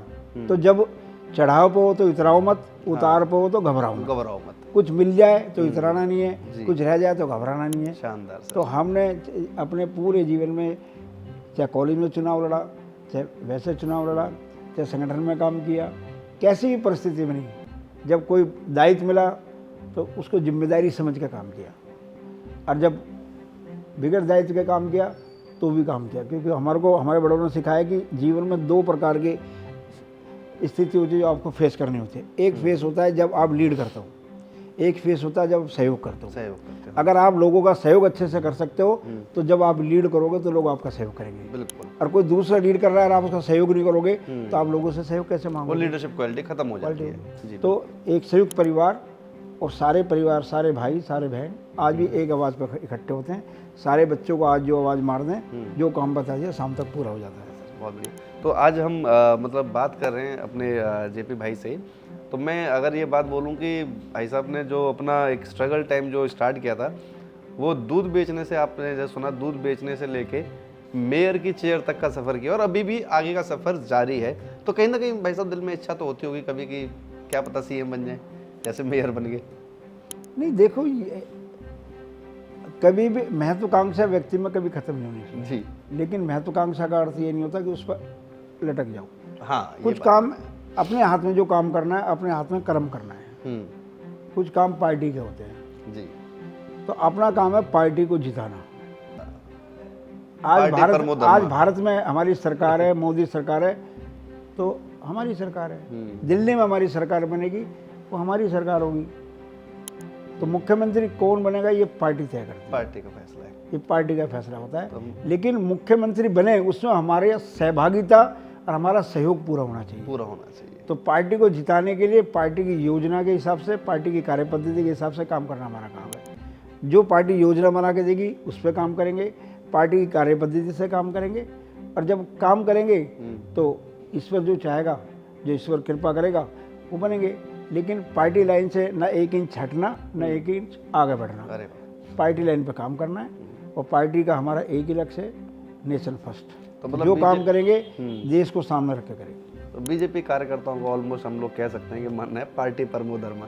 चलो सर, जब मैं आप एंट्री करा, जब मैंने आज आपके घर में, तो मुझे एक गुल्लक यहाँ पे दिखी। मैं जानना चाहता हूँ सर, क्या है ये आइडिया, क्या है ये, मतलब ये किस चीज़ को लेके निधि इकट्ठी की जा रही है, किस चीज़ का आइडिया, इसके बारे में थोड़ा सा प्लीज़ बताइए ना। ऐसे जब मैं महापौर था तो एक NGO थी जो कि दिव्यांग जनों में काम करती है। अच्छा। और दिव्यांग जनों को रोजगार देने का हम उसमें काम करते हैं। अच्छा। मैं उससे जुड़ा हुआ हूँ। अरे वाह। तो इस गुल्लक पे भी आपने देखा हो लिखा होगा दिव्यांगजन दिव्यांगजन। वुमेन आत्मनिर्भर निधि। निधि। जी। तो दिव्यांगजनों को आत्मनिर्भर कैसे बना सकते हैं, अच्छा। तो हमने उस कार्यक्रम में हम इस प्रकार की गुल्लक वितरण करते हैं। अच्छा। और उस गुल्लक को सब अपने वहाँ रखते हैं। 1 साल तक जितना पैसा इसमें आता है, अगली गुल्लक आती है ओके। और उस कार्यक्रम में उस गुल्लक को हम किसी दिव्यांगजन को दे देते हैं। उसमें जितना पैसा होता है वो सब उसको दे करके उसका कोई काम धंधा उसमें सेट हो जाता है। तो किसी दिव्यांगजन को नौकरी करनी है, किसी को दुकान करनी है, किसी को कोई अपने व्हील चेयर लेकर के कुछ काम करना है, तो उसको सहयोग हो जाता है। तो छोटे छोटे प्रयास से आप बड़े लोगों को सहयोग कर सकते हो। तो ये सारी प्रेरणा मिलती कहाँ से है? ये सब प्रेरणा हमारे को देश के माननीय प्रधानमंत्री मोदी जी से मिलते हैं, क्योंकि जो हर वर्ग के लिए काम करते हैं। तो आप छोटे छोटे प्रयोग से, छोटे छोटे प्रयास से आप नीचे तक जा सकते हो। और जब आप हर वर्ग के लिए एक योजना बना कर काम करोगे तो आप देखोगे कि बूंद बूंद से घड़ा भरता है। तो हर वर्ष ये कार्यक्रम होता है और हर वर्ष ऐसी 50-60 गुल्लक, 50-60 हमारे दिव्यांग भाइयों को रोजगार प्रदान करने का काम करती है। मुझे याद है ये जो शब्द है दिव्यांगजन, ये मोदी जी ने ही दिया है, क्योंकि इससे पहले इनको विकलांग बोला जाता था या अपंग बोला जाता था। तो उन्होंने इसको बड़ा अच्छे तरीके से मॉडिफाई किया कि विकलांग और अपंग एक ऐसा शब्द लगता है जो किसी हारी हुई चीज़ की निशानी हो। ये एक दिव्यांग है, ये अलग चीज़ें हैं, तो इनको एक वर्ड दिया जाए। बड़ा अच्छा लगा था वो समझ आने के ना, तो बहुत शानदार रहा था मोदी जी का। अच्छा, मैं आपसे एक चीज़ और डिस्कस करना चाहता कि जब आप मेयर थे तब केजरीवाल के साथ आपकी बीच में थोड़ी सी कुछ चीज़ों को लेके, विभागों को लेके कुछ छटपट रही है, काफ़ी ज़्यादा रही है केजरीवाल जी के साथ। तो उस समय आपने कई दिन तक उनके घर के बाहर धरना दिया था, आपने उनका घर से अंदर आना जाना बंद करवा दिया था। वो क्या था? देखिए, दिल्ली के अंदर कोविड आया था। हाँ जी। कोविड के कारण से रेवेन्यू लॉस हुआ था। मैं नगर निगम का महापौर था जी। दिल्ली नगर निगम के तीनों नगर निगम के अंदर लगभग 2 लाख कर्मचारी थे। अच्छा। जिसमें 80,000 कर्मचारी तो हमारे सफाई कर्मचारी थे। अच्छा। जो नगर निगम है वो कमाई का साधन नहीं है। कमाई नगर निगम राजस्व से इकट्ठा नहीं करता। हाँ। नगर निगम लोगों को मूलभूत सुविधा देता है। राज्य सरकार का काम होता है कि ऐसी परिस्थिति में अपने अंतर्गत आने वाली निकायों का सहयोग करें। बिल्कुल। दिल्ली सरकार के ऊपर हमारा 13,000 करोड़ रुपए बकाया था। तीनों नगर बहुत से पोस्टर इसके ऊपर लगाए गए थे। 13,000 करोड़ रुपए बकाया था। क्योंकि दिल्ली के अंदर जो एक सरकार के माध्यम से जो सहयोग मिलता है बाकायदा, वो दिल्ली सरकार को हमें देना था। तो हमने उसका एक पूरा का पूरा एक मेमोरेंडम बना करके, मांग पत्र बना करके दिल्ली सरकार को भेजा जी। तो दिल्ली के तीनों महापौर, क्योंकि उस समय 3 निगम थी जी, हाँ। तीनों महापौर ने एक दिन मुख्यमंत्री से समय मांगा और समय मांग करके हम मुख्यमंत्री निवास पे गए जी। तीनों मेयर जब उनके घर पे गए तो मुख्यमंत्री के दरवाजे बंद हो गए। अच्छा। भाई, दिल्ली के 3 महापौर, जिसको हम प्रथम नागरिक कहते हैं जी बिल्कुल, वो दिल्ली के मुख्यमंत्री के घर पे मिलने के लिए चुने हुए हैं, प्रथम नागरिक हैं, बिल्कुल, और आपके दरवाजे बंद हो गए। हम उस दिन उनके घर पे बैठ गए कि जब तक मुख्यमंत्री बाहर नहीं आएंगे बात नहीं करेंगे, हम यहाँ सही लेंगे नहीं। शाम तक कोई दिल्ली का सरकार का प्रतिनिधि नहीं आया। शाम को सत्येंद्र जैन जो उस समय मंत्री थे वो हमसे मिलने, जो अभी जेल से आए हैं, जो अभी जेल से आए हैं, जो जेल यात्रा करके आए। और आप देखो दुर्भाग्य, अगर उस समय की फुटेज निकालोगे, तीनों मेयर जमीन पे बैठे थे जी, हाँ। और सत्येंद्र जैन कुर्सी पे बैठे हुए थे। और वो क्या कह रहे थे कि सरकार ये हमें दे दो, ये हमें दे दो, ये हमें दे दो। अरे, सरकार का काम सहयोग करना होता है या लेना देना होता है? आप हमारे पैसे दो। तो उन्होंने हमसे कहा कि आप हमारे को 25 दिन का समय दो, 20-25 दिन में हम इसको सारा स्टडी करेंगे और जो आपके पैसा बनता है, कितना बनता है, अपने डिपार्टमेंट को बुलाएंगे, तो फिर साथ बैठ के इस पर फैसला करेंगे। हमने पूरा 1.5 महीने इंतजार किया। जब 1.5 महीने नहीं बैठे तो 30 पार्षदों के साथ मिलकर के, मेरे साथ 30 पार्षद थे, तीनों निगम के मेयर थे, नेता सदन, चेयरमैन स्टैंडिंग कमेटी, और 30 पार्षद में 18 महिला पार्षद थी। अच्छा। और हमने मुख्यमंत्री के घर चिट्ठी डाली कि हम सब के सब मिलने आ रहे हैं, या तो हमारा पैसा दो, नहीं तो हम आपके घर के बाहर बैठेंगे। तो हमें लगा कि मुख्यमंत्री के घर जब इतना बड़ा डेलीगेशन जा रहा है तो मुख्यमंत्री में इतनी तो संवेदनशीलता होगी, 3 मेयर सारे निगम आ रही है, तो वो हमसे मिलते, वो हमारी बात सुनते और हम अपने घर चले जाते। लेकिन मुख्यमंत्री ने उस दिन भी बात नहीं की। अच्छा। वो हमारे सामने से निकल गए, उन्होंने फोर्स से हमें धक्के लगवा दिए। फिर हमने फैसला किया हम मुख्यमंत्री निवास पे बैठेंगे जब तक हमारी मांग नहीं मानी जाएगी। क्योंकि हमारे को अपने कर्मचारियों की सैलरी देनी थी और हमारा पैसा निकलता था। सही बात। दिल्ली सरकार पे हमारा बकाया था। जो आप अपने फंड्स के अंदर जब आप बजट लेकर आते हो, आप घोषणा करते हो कि तीनों नगर निगमों को हम इतना पैसा देंगे जी। और दिल्ली के जो दिल्ली सरकार नगर निगम को 4 क्वार्टर में पैसा देती है। हमारा क्वार्टर का पैसा रोका हुआ था। हम कह रहे हैं जो आपने घोषणा की है, जो हमारा बनता है, जो हमारा हिस्सा बनता है, क्वार्टर का मतलब वो हमारा हिस्सा है। दिल्ली में जितना भी आप टैक्स इकट्ठा करते हो, अगर दिल्ली में रजिस्ट्री होती है, दिल्ली में बिजली के बिल आते हैं, जितने इस प्रकार के हैं, उसमें हमारा हिस्सा है। दिल्ली में डीटीसी चलती है, उसमें हमारा हिस्सा है। अच्छा। दिल्ली तो वो नगर निगम का हिस्सा जो दिल्ली सरकार के पास जा रहा है, हाँ। वो हिस्सा हमें समय पे मिल जाए, ऑडिटिंग होने के बाद। हाँ। क्योंकि जो हमारा शेयर है वो तो आपको देना पड़ेगा। बिल्कुल सही बात। लेकिन वो हमारे को नहीं दे रहे। हाँ। तो हम दिल्ली सरकार के खिलाफ धरने में बैठ गए। 13 दिन तक हम दिल्ली के मुख्यमंत्री के बाहर बैठे रहे। हमने एजुकेशन की बात उठाई, इन्होंने नहीं सुनी। कितने टीचर इस समय जिनको सैलरी नहीं मिल रही, कितने बच्चे उससे इफेक्ट हो रहे हैं। हमने सफाई की बात उठाई कि दिल्ली के अंदर सफाई कर्मचारियों को सैलरी नहीं मिल रही। हमने अस्पतालों की बात उठाई, डॉक्टर्स, नर्स, पैरामेडिकल स्टाफ, उनको सैलरी नहीं मिल रही। हमारा 13,000 करोड़ रुपया दो। और हमने कहा अगर हमारा को आपको पैसा देना नहीं बनता तो आप अपने जो दिल्ली सरकार के ऑफिसर उनको बुला लो, हम अपना ऑफिसर बुला लेंगे, आमने सामने बात हो जाएगी। अगर तुम कहते हो नहीं देना बनता तो हिसाब तो बाप बेटे का होता है। सही बात है। तो आप हिसाब कर लो। लेकिन क्योंकि वो कहते हैं ना दाल काली थी, हाँ। काली दाल को कैसे बताएं, कैसे सामने लाए? चोर की दाढ़ी में तिनका। जबकि ये जब वो सामना नहीं करना चाहते थे तो दिल्ली के मुख्यमंत्री के 13 दिन तक हमने प्रोटेस्ट किया। दिल्ली की जनता की हम आवाज़ बने। 13 दिन तक हमने वो निकलने दिया। बाद में वो कोर्ट गए, कोर्ट से ऑर्डर उन्होंने लिया कि यहाँ से मेरे घर सेट है। क्योंकि माननीय कोर्ट की बात आदेश हमें मानना था। फिर हम उस प्रोटेस्ट को रोड पे लेकर के आए। फिर लगातार हमने संघर्ष किया। लेकिन दिल्ली सरकार न जब पैसा दिया न आज पैसा दिया। अच्छा, अभी तक बकाया है? अभी तक बकाया है। अब तो आपका वो अनशन था, मुझे याद है। हाँ। आपकी तबीयत भी उसमें बिगड़ी थी अनशन में काफ़ी। तो इतना लंबा समय निकल गया, अभी तक पैसा वो दिया ही नहीं गया। बिल्कुल 13 दिन भरी बरसात, सर्दियों में 2 डिग्री सेल्सियस ठंड थी। बारिश भी आई थी शायद। हम तिरपाल के नीचे लेटे हुए थे, उनके घर के बाहर जमीन के ऊपर, फट्टों के ऊपर गद्दे बिछा कर हम बैठे हुए थे। दिल्ली का प्रथम नागरिक। दिल्ली के प्रथम नागरिक। आप संवैधानिक संस्थाओं की बात करते हो, दिल्ली के 2-3 संवैधानिक महापौर आपके घर के बाहर बैठे हैं। और करना क्या था मुख्यमंत्री को? सिर्फ हमें अंदर बुलाना था, हमसे बात करनी थी। पर बाद में मुख्यमंत्री साहब के साथ एक गड़बड़ और भी तो है ना। अभी ऐसी बात करने के लिए स्वाति मालीवाल गई थी उनके घर पे, पिटवा दी। हाँ, तो अपनी पीए से अपनी एमपी पिटवा दी। ये क्या था इनका? ये तो किसी की समझ में नहीं आया। ऐसा है, जो भी दिल्ली की हित की बात करेगा, क्योंकि दिल्ली की सरकार कुछ सरकार नहीं है। मुझे लगता है वो एक एजेंसी बन गई है। Agency, commission agency. जब आप सरकार को कमीशन एजेंसी बना दोगे तो पानी में कितना कमीशन, सड़क पे कितना कमीशन, अस्पताल में कितना कमीशन, मोहल्ला क्लिनिक में कितना कमीशन, कर्मचारियों की सैलरी जा रही है तो उसमें कितना कमीशन, तो आप कमीशन एजेंट बन गए हो जी। तो कोई भी व्यक्ति, चाहे उनकी पार्टी का कोई आवाज़ उठाएगा तो वो बाहर फेंक दिया जाएगा, दूसरी पार्टी का उठाएगा तो उसको सुनेंगे नहीं। लेकिन ये देश लोकतंत्र है, संविधान से चलता है और काट की हांडी बार बार नहीं चढ़ती। आप झूठ बोल के लोगों को अब तक बहकाओगे।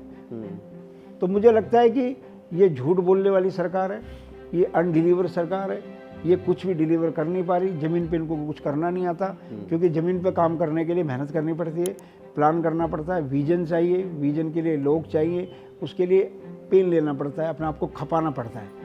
दिल्ली की अगर ये भला चाहते तो ये मेहनत करते, ये अपना शीश महल नहीं बनवाते। अपना तो शीश महल बनवा लिया, 10-10 लाख के पर्दे, 10-10 लाख के पर्दे। आपने कभी देखा? अंदर गए आप उस महल के? अब हम सब टीवी पे देखते हैं, सोशल मीडिया पे देखते हैं। तो शीश महल मतलब आपने क्या कहा था, मैं 2 कमरों के बंगले में रहूंगा जी, आज आपने शीश महल बनवा लिया। आपने वहाँ पेड़ कटवा दिए, आपने सरकारी संपत्ति का दुरुपयोग किया, और आप 4 लोग उसमें रह करके क्या दिखाना चाहते हो? आपने सरकारी पैसे का दुरुपयोग किया, सरकारी ताकत का दुरुपयोग किया। और शीश महल मुझे लगता है कि इनके लिए, इनकी ताबूत के अंदर अंतिम कील का काम। मैंने सर एक आर्टिकल पढ़ा था, शीश महल के अंदर एक जिम बना रखा है। जिम की जो मशीनें हैं, खासकर ट्रेडमिल 3-4 जो उसके अंदर हैं, वो किराए पे ले रखी हैं। और जो कंपनी ने किराए पे दिए वो इनके बेटे के नाम पे कंपनी है, उसका किराया दे रहे हैं ऑलमोस्ट 5-7 लाख रुपए महीने का, जबकि वो सारा सामान 10 लाख रुपए का टोटल है और 5-5 लाख रुपए उसका किराया दे रहे हैं कई महीनों से। हाँ, तो बच्चों का खर्चा घर-घर कैसे, में पूरी कहानी चल रही है बच्चों का खर्चा कैसे चलेगा? इतना। सरकारी पैसा उनके बच्चों के खाते में कैसे आएगा? तो सरकारी चीज़ों को किराए पे लो और बच्चों की चीज़ों को उसको उनसे तो ये तो एग्रीमेंट सुरेश करवाओ। कलमाड़ी से भी 2 कदम आगे निकल गए इस हिसाब से तो। सुरेश कलमाड़ी तो कॉमनवेल्थ में गिरे थे। हाँ, वही काम ये कर रहे हैं यहाँ पे अपने घर में। इन्होंने कोई कॉमनवेल्थ गेम भी नहीं कराया, ये तो सिर्फ गेम करा रहे हैं भ्रष्टाचार का। इन्होंने तो क्राइम फ्री, इसके हिसाब से मतलब क्राइम फ्री करते करते दिल्ली में फ्री का क्राइम दे दिया, दारू की चीजें दिला के फ्री वो करा के। देखो, मैं आरोप आम आदमी पार्टी का नाम रखा था मैंने, आरोप आदमी पार्टी। आरोप आदमी पार्टी, ये नया नाम है सर। हाँ, ये आरोप आदमी ट्रेंड पार्टी करेगा है। हमारे यूट्यूब के ऊपर। ये आरोप आदमी पार्टी है। ये लोगों पर आरोप लगाती है जहाँ इनको जवाबदेही होती है। जब आप जिम्मेदारी वाले पद पे हो, जब आपको जवाबदेही तय हो गई है जी, फिर आप आरोप कैसे लगा सकते हो? बिल्कुल। उस समय तो आपको लोगों को डिलीवर करना है। लेकिन जब ये दिल्ली सरकार में थे, हम नगर निगम में थे, तो निगम चिल्लाते थे। आज नगर निगम में भी यही है, दिल्ली सरकार में भी यही है, तो ये अब क्या केंद्र चिल्लाते हैं। ये कहते हैं हमें कुछ नहीं करना, हमको तो सिर्फ कमीशन खानी है, एजेंसी हमारी चल रही है, हम अंदर जाएं बाहर जाएं हमारे कुछ फर्क नहीं पड़ रहा। क्योंकि अगर पूरी सरकार जेल में चली जाए तो आदमी कई महीने तक तो घर से बाहर नहीं आता। ये कहते हैं सत्य में जयते। अरे भी क्यों शब्दों की मर्यादा को भंग कर रहे और अब उसी के बिहाफ पे चुनाव लड़ रहे हैं। मेरा केजरीवाल ईमानदार है, नया टैगलाइन चल हाँ, रहा वो है। इनका केजरीवाल है ना। हाँ, वो जनता पार्टी का वाला, जनता का नहीं। केजरीवाल ईमानदार नहीं इनका वाला है। जो केजरीवाल। जिसको जनता ने चुना था वो केजरीवाल तो बेईमान हो गया, वो केजरीवाल तो भ्रष्टाचारी हो गया, वो केजरीवाल तो शीश महल में रहने वाला हो गया, वो केजरीवाल तो आजकल हेलीकॉप्टर में चलता है। हाँ, जो ये कहता था कि ये लोग हेलीकॉप्टर कहाँ से ला रहे हैं, हाँ, वो दो सरकारों का दुरुपयोग कर रहा है।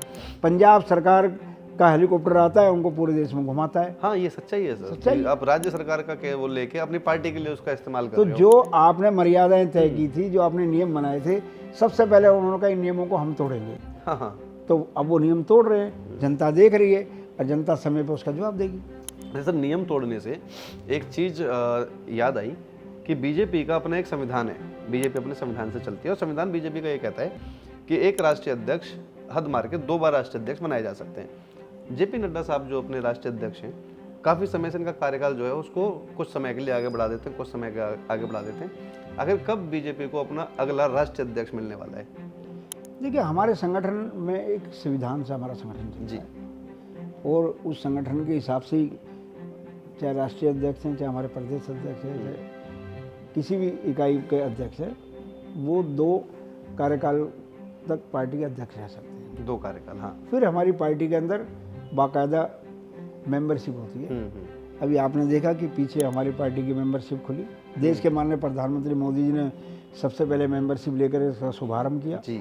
10 करोड़ से ज़्यादा हाँ। देश भर में लोगों से संपर्क करके मिस कॉल करा के हमने उनको जोड़ा है। अभी 9 करोड़ की संख्या हम पार कर चुके हैं। अच्छा। जबकि जिन राज्यों में चुनाव था, हाँ। उन राज्यों में अभी मेंबरशिप स्टार्ट भी नहीं हुई है। अच्छा। तो ऐसे 4 राज्य अभी उससे अछूते हैं। अच्छा। हरियाणा में भी चुनाव हुआ है, हाँ। जम्मू कश्मीर में भी चुनाव हुआ है, महाराष्ट्र और झारखंड में होने वाला है। उन राज्यों में जब मेंबरशिप चालू हो जाएगी तो हम पिछला रिकॉर्ड भी तोड़ देंगे।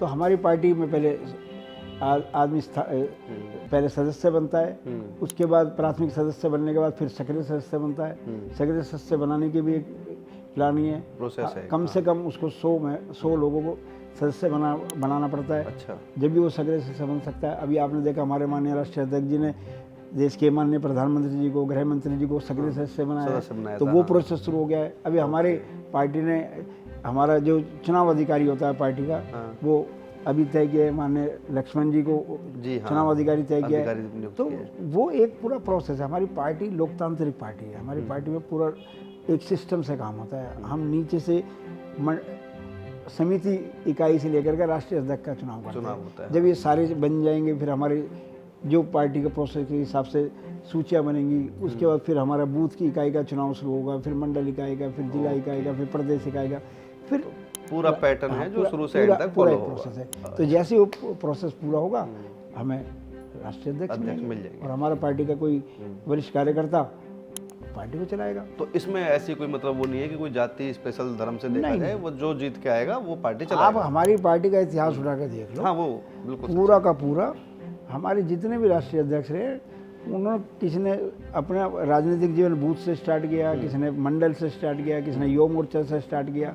वो काम करते करते करते करते हम आगे चलते आगे हैं, बढ़े। क्योंकि हमारी पार्टी संगठन सतत काम करती है। हम 12 महीने काम करते हैं, हम सत्ता में रहे ना रहे, हमारा पार्टी का योजना, पार्टी के प्रोग्राम, संगठन के प्रोग्राम वो लगातार चलते हैं और अभी भी चल रहे हैं। और अब 10 साल से हमारी केंद्र में सरकार है, जिन राज्यों में हमारी सरकार है, लेकिन संगठन का काम कभी रुकता नहीं है। संगठन का काम सतत चलता है और संगठन हमारा एक कार्य पद्धति से चलता है, हमारी जो पार्टी की नीति है उससे चलता है। हम पार्टी लाइन पर काम करने वाले कार्यकर्ता हैं, हम समर्पित कार्यकर्ता हैं। हमारी पार्टी का मूल मंत्र है नेशन फर्स्ट, ऑर्गेनाइजेशन सेकंड और सेल्फ थर्ड। अच्छा, हम अपने आप को 30 नंबर पर रख कर काम करते हैं। पहले देश है, उसके बाद हमारा संगठन है, फिर हम हैं। अच्छा।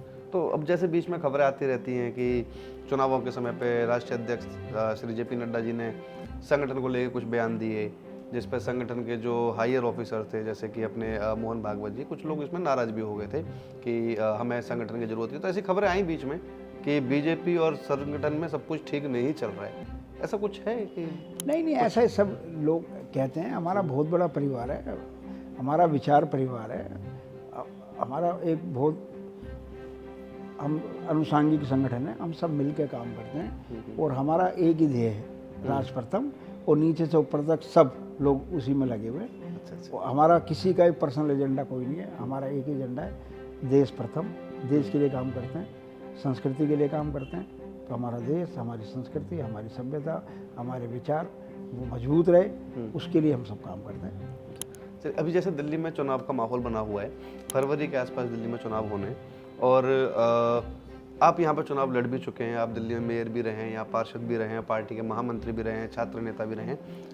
अपने क्षेत्र की जो जनता है, और आपको यहाँ की जनता बहुत शानदार तरीके से जानती है, मतलब एक अलग ही हमारे लिए फील, हमें बड़ा मजा आ रहा था यहाँ पे आते आते कि बस हम एक ही बात पूछे, मैं जेपी भाई के घर जाना है, हमें सीधे रास्ते बताए जा रहे थे।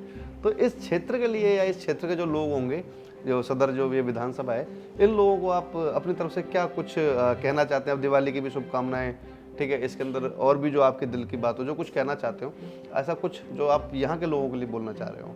देखो, मैं अपने क्षेत्र की जनता से सिर्फ एक बात कहना चाहता हूँ जी, कि पिछले 25 साल से आप विधायक देख रहे हैं, 15 साल यहाँ कांग्रेस के विधायक रहे, अब 10 साल से आम आदमी पार्टी के विधायक हैं जी। वैसे हम उनको 11 साल का विधायक मानते हैं, क्योंकि 49 दिन की सरकार, और जब नया चुनाव आया जब तक वो विधायक ही थे।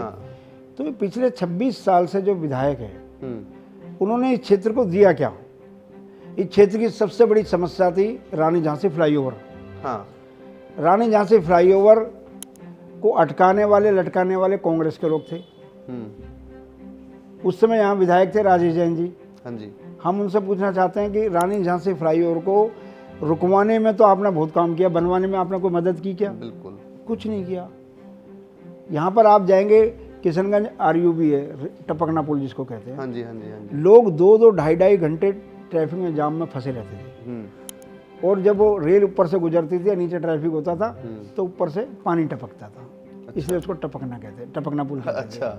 और लोग अब ट्रेन के अंदर कोई वॉशरूम में गया हुआ, कोई गया हुआ, कैसा पानी टपक रहा है, लोगों को पता ही नहीं, लोग अशुद्ध हो जाते थे। सही बात है। तो आपने क्या किया? तो 15 साल कांग्रेस का विधायक, 11 साल आम आदमी पार्टी का विधायक, मैं चैलेंज करता हूं इनको, ये एक काम नहीं बता सकते। अच्छा। मैं 5 साल या निगम पार्षद रहा, और 1 साल मेयर, 1 साल चेयरमैन स्टैंडिंग कमेटी रहा, 2 साल मेरे को यहाँ पे एक बड़ी पोस्ट मेरे पास है, मैं बता सकता हूँ मैंने क्या किया। जब मैं निगम पार्षद बना, पहले 15 दिन के अंदर ही मैं LG साहब को यहाँ लेकर गया। अच्छा। कमिश्नर के साथ यहाँ उनका राउंड करवाया, रानी झांसी फ्लाईओवर के काम को तेज करवाया। मोदी सरकार से उस समय हमारे जो शहरी विकास मंत्री थे हरदीप पुरी सिंह साहब, उनसे हम मिले, डॉक्टर हर्षवर्धन जी हमारे सांसद थे। हाँ जी। उनके माध्यम से हम 98 करोड़ रुपए लेकर गए।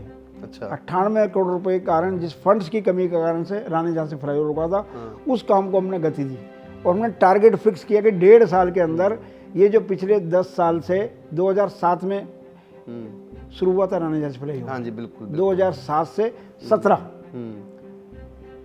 10 साल सिर्फ 10 पिलर बने थे, अब फाइलों में टकरा अब फाइलों में टकरा था। अटकता रहा। हाँ जी। लेकिन हमने 1.5 साल का मियाद तय की, 1.5 साल में हमने रानी झांसी फ्लाईओवर बनाकर तैयार कर दिया, जनता को समर्पित कर दिया। अब बहुत जिस रिलीफ है आज़ाद मार्केट के रानी झांसी फ्लाईओवर को देश आज़ादी के 10 साल बाद बन जाना चाहिए था। पूरी दिल्ली में फ्लाईओवर बन गए, ये फ्लाईओवर अटका रहा। कभी इसके नक्शे बदल दिए, कभी इसका रास्ता बदल दिया, कभी वोट बैंक के कारण से, कभी तुष्टीकरण के कारण से, कभी किसी कारण से आपने अपने क्षेत्र के विकास को रोक दिया। ऐसे किशनगंज आरयूबी जब नगर निगम में पैसा नहीं था, उसके बावजूद मैंने 84 करोड़ रुपए भारत सरकार से दिलवाया। रेलवे से वो 4 डब्बियां तैयार करवाई और 30 करोड़ रुपया नगर निगम ने उसमें खर्च किया। 54 करोड़ रुपया भारत सरकार से आया और वो किशनगंज आरयूबी मैंने तैयार किया। दूसरा काम मैंने किया, आज़ाद मार्केट चौक पर जो हम जाते थे, कांग्रेस के विधायक थे राजेश जैन, क्या आम आदमी पार्टी के विधायक थे, उनको विकास से कोई लेना देना नहीं था, उनको अपनी वोट बैंक से लेना था। उसके ड्राइंग बदल दिए गए, उसका डिजाइन बदल दिया गया, लेकिन जब फाइनल जो डिजाइन था उस पर काम होना चाहिए, उसके लिए हमने काम किया। भारत सरकार से रानी झांसी फ्लाईओवर के लिए 98 करोड़ रुपए दिलवाए, काम को चालू करवाया। हर 15 दिन बाद एलजी साहब के यहाँ पे विजिट कराया। पूरा का पूरे जितनी एजेंसियाँ थी, क्योंकि इसमें एजेंसियाँ बहुत सारी थी, जल बोर्ड, BSCS, PWD, इलेक्ट्रिक वाले, अनेक प्रकार की रेलवे वाले, अच्छा, उन सबका तालमेल बैठाना बहुत बड़ा काम था। तो उनको 15 दिन बाद बुलाते थे, उनका लक्ष्य तय करते थे, फिर समीक्षा बैठक होती थी, फिर प्रोग्रेस रिपोर्ट लिया करते थे। जब जाके रानी झांसी फ्लाईओवर में मिला, फिर मैंने जो ये टपकना पुल है, जिसको किशनगंज आरयूबी कहते हैं, जी जी, क्योंकि नगर निगम के अंतर्गत कॉमनवेल्थ गेम के समय जितने भी दिल्ली के अंदर आरयूबी थे वो नगर निगम को बनाने थे जी, लेकिन सरकार ने बहुत सारे आरयूबी के फंड्स रिलीज नहीं किए जी। अब वो काम तो शुरू हो गया, लेकिन फंड के कारण से वो अटक के चल रहे थे।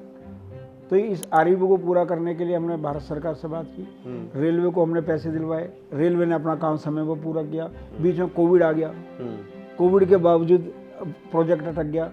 कोविड निकलने के बाद फिर हम नगर निगम के अंदर एज ए मेयर मैंने बात की और अधिकारियों को मैं लेकर आया, कमिश्नर को यहाँ लेकर के आया और हमने सभी अधिकारियों से टाइम बाउंड उनसे कमिटमेंट मांगी। अच्छा, कितने दिन में ये तैयार होगा, और हर 15 दिन बाद में वहाँ विजिट करता था।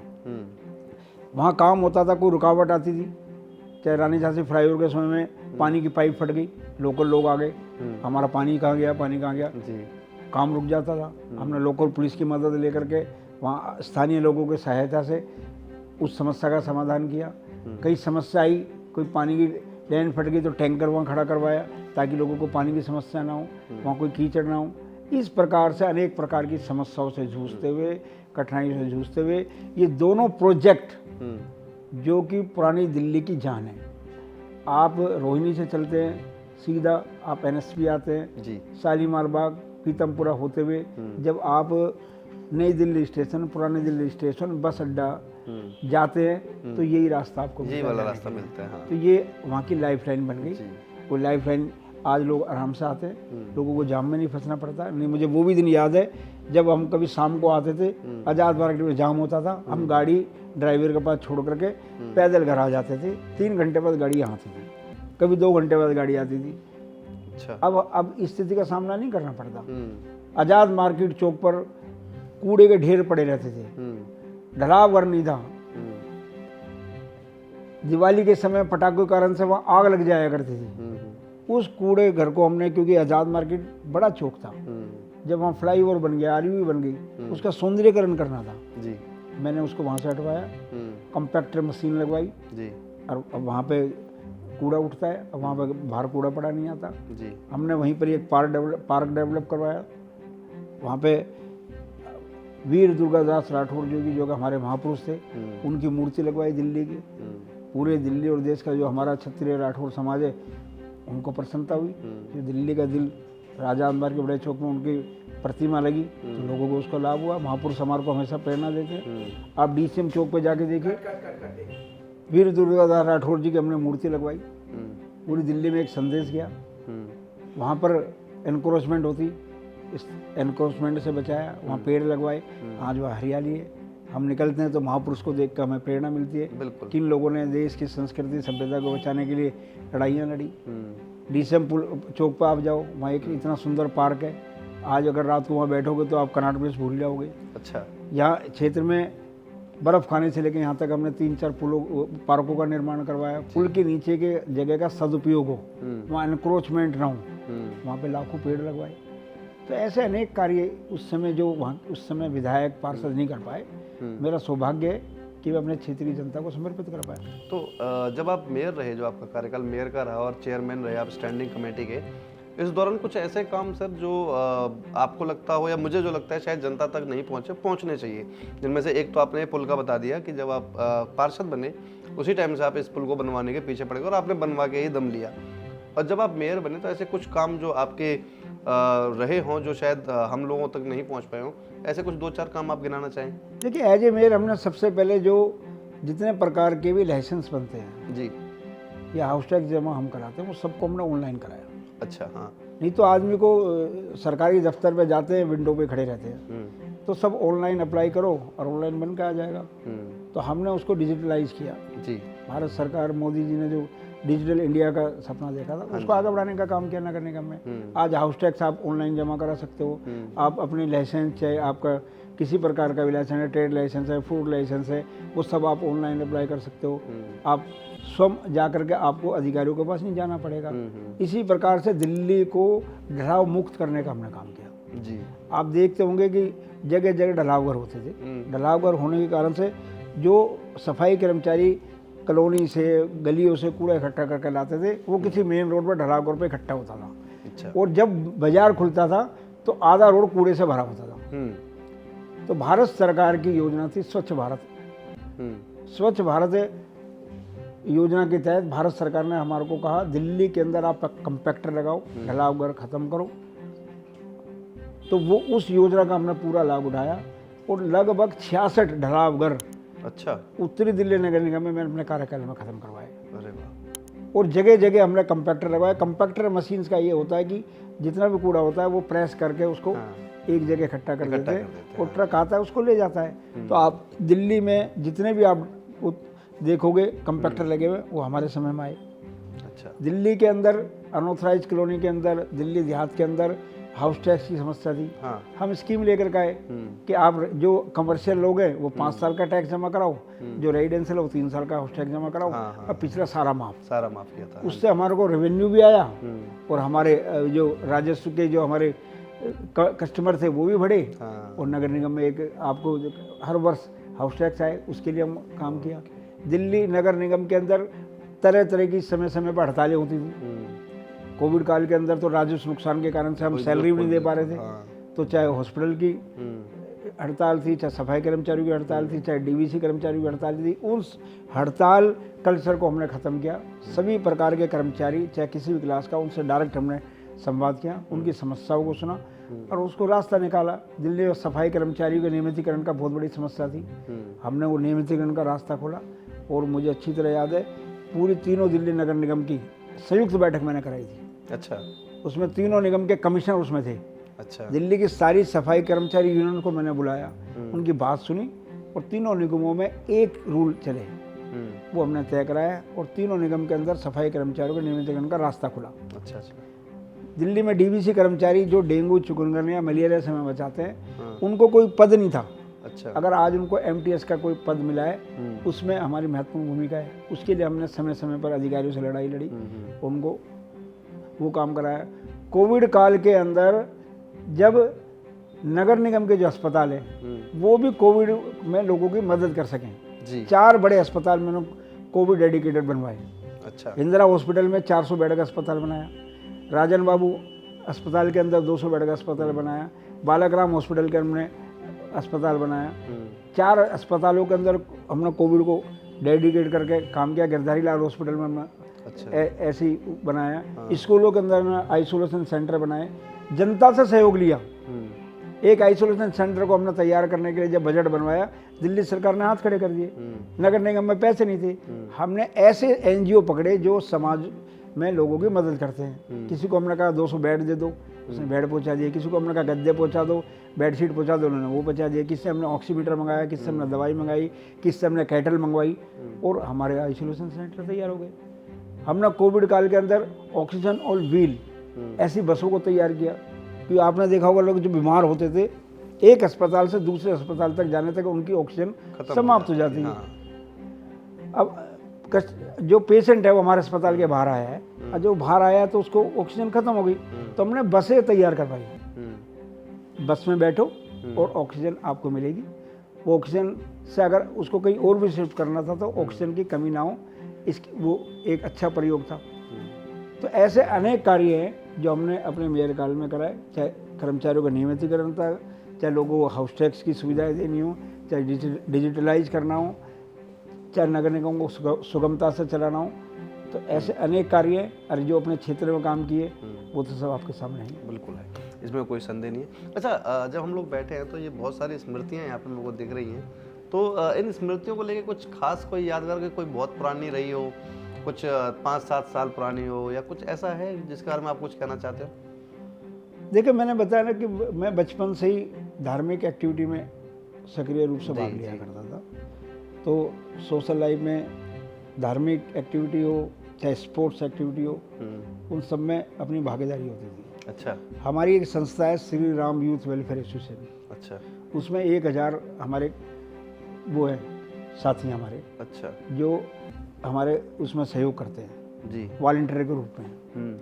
तो हम हर वर्ष यहाँ पे जन्माष्टमी का कार्यक्रम करते हैं। अच्छा। मुझे अच्छी तरह याद है, जब मैं 5वीं क्लास में था, हाँ। 5वीं कक्षा में एक तख्त लगा करके मैंने जन्माष्टमी मनाई थी। क्या बात कर रहे हो सर?